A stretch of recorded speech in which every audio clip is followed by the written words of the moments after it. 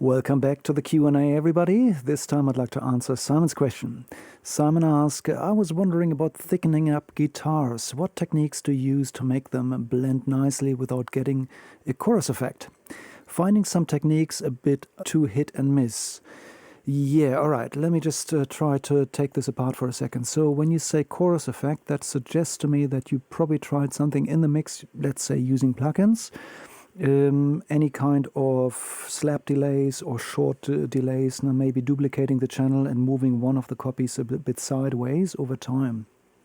All of these things can lead to unpleasant chorus effects. I fully agree with this. So I guess the best answer to give you here is try to avoid anything that adds a delay. Chorus effects are often associated with delay times around about 20 milliseconds, give or take a bit. So how do you thicken up guitars? I would say do it in recording. So start with the guitar itself. Now, what about the string action? Have you got the right strings on? How is the amp tuned? Now, can you do something with the EQ to actually get this thickness out of it in the first place?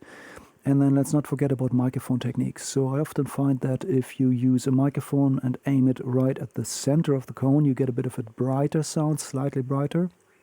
And if you move the microphone sideways towards the surround, it gets a bit darker in color.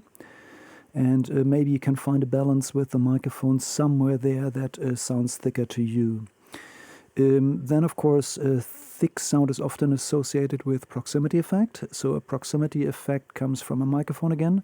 So to get proximity effect, just take a microphone and get it a bit closer. Just by decreasing distance, you commonly get a bit more bass effect. And now that can help to make the guitar sound thicker. Once you're in the mixing stage, of course, the most obvious place to go to is the equalizer.